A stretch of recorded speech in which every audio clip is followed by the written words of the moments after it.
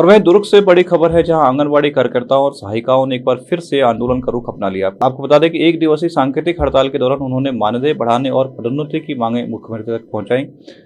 उन्होंने पोषण टेकर के माध्यम से ऑनलाइन व्यवस्था को बंद कर ऑफलाइन करने की बात कही। उन्होंने बताया कि ऑनलाइन होने के कारण आंगनबाड़ी कार्यकर्ताओं को ट्रेनिंग नहीं दी जाने के कारण भी काम में करने में दिक्कतों का सामना करना पड़ता है। उन्होंने ऑफलाइन काम करने की भी मांग रखी।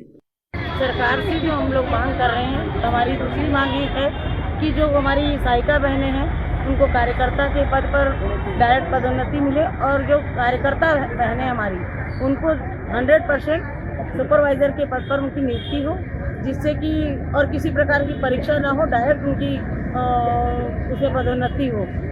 ये हमारी दूसरी मांग है हमारी सरकार से, जो हम चाहते हैं। और हम कई सालों से, आज से नहीं 30-35 साल एक कार्यकर्ता को कार्य करते हो गया, तो उनको इतना एक्सपीरियंस तो हो ही गया है कि वो सुपरवाइज़र की जो ड्यूटी है बहुत अच्छे से विदाउट किसी ट्रेनिंग के कर सकती है। इतना एक्सपीरियंस उनके पास हो गया है। तो सरकार से मैं बहुत रिक्वेस्ट करती हूँ कि प्लीज़ वो हमारी इस मांग को जल्द से जल्द सुने और हमारे तरक्की पे, हमारी पदोन्नति पर विशेष ध्यान दें। जी, अपना परिचय बता दें। मैं संगीता शुक्ला, विधायी अध्यक्ष। इससे पहले भी हम लोग सरकार से अनुरोध करते हैं कि सभी हमारी अभी मुख्य मांगे ये है कि जो हमारा ACTS है वो 1975 से लेके आज तक 50 वर्ष हो गए, लेकिन हमारी जो कार्यकर्ता सहायिका बहनें हैं घर घर तक पूरी योजनाओं को हम लोग विभाग की जो भी योजना है उसको पहुंचाते हैं।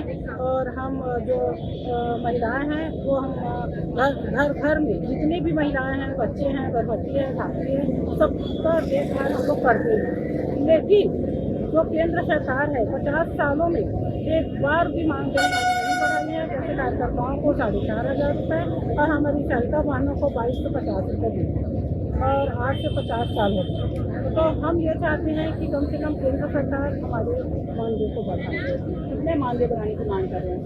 अभी यदि मानदेय लोग नहीं बढ़ाते हैं तब तक कम से कम 26,000 रुपये हम कार्यकर्ता बहनों को दें और 22,000 रुपये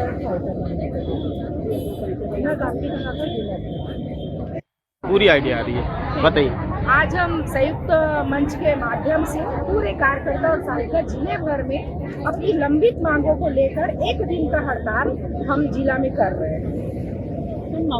हमारी मांग है मानदेय में वृद्धि और हमें कार्य में जो आ रही बाधा, बहुत सारी परेशानियां जो आ रही है, जिसके लिए ना ट्रेनिंग है ना सुविधा है, फिर भी हमको काम का दबाव दिया जा रहा है। उस काम के लिए भी हम सरकार को कह रहे हैं कि हमको सुविधा दिया जाए। हाँ, अभी तो हम एक सांकेतिक हड़ताल है 1 दिवसीय 1 सितंबर को पूरे जिले भर में कर रहे हैं। अगर सरकार इसके बाद भी हमारी बातों को नहीं सुनती या कुछ हलचल नहीं करती या हमारी मांगों पर विचार नहीं करती, तो हम इसी माह के 19 तारीख को रायपुर मंत्रालय में पूरे प्रांतीय स्तर पर प्रदेश भर की पूरी कार्यकर्ता सहायिका इकट्ठा होकर फिर एक बार हल्ला बोलेंगे सरकार से। पहले भी आप लोग लगातार अपनी मांगों को लेकर प्रदर्शन कर रहे हैं, विरोध जता रहे हैं, सरकार से अनुरोध कर रहे हैं, लेकिन कहीं नहीं सुना जा रहा है। क्या फिर से इस बार लग रहा है चुनाव के समय आप लोग की मांगें सुनेंगे?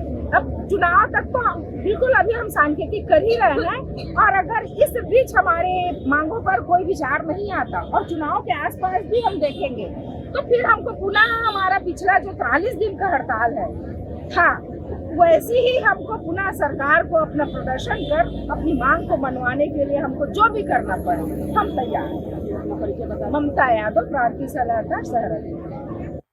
जी, बताएंगे आप लोग की मांगे हैं जो सरकार सुन नहीं रही है। पिछले बार कांग्रेस सरकार ने आप लोग की मानदेय को बढ़ाया था, अब इस बार भाजपा सरकार को क्या अनुरोध कर रहे हैं? इस बार हम लोग भाजपा सरकार से यही उम्मीदें लगा कर बैठे हैं कि हम लोगों को जीने लायक मानदेय देवे।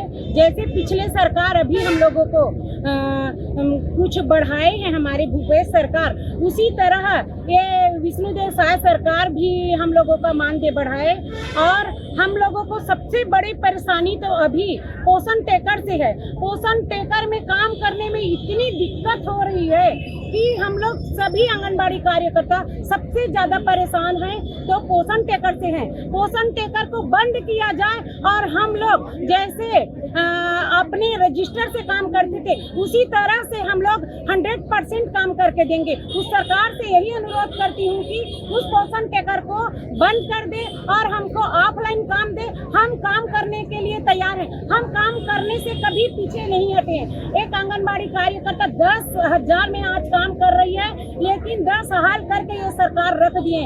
आज इतना मतलब आए दिन हम लोग 3:30 बजे के बाद भी घर जाते हैं तो हम लोगों का काम पूरा नहीं होता, खत्म ही नहीं होता।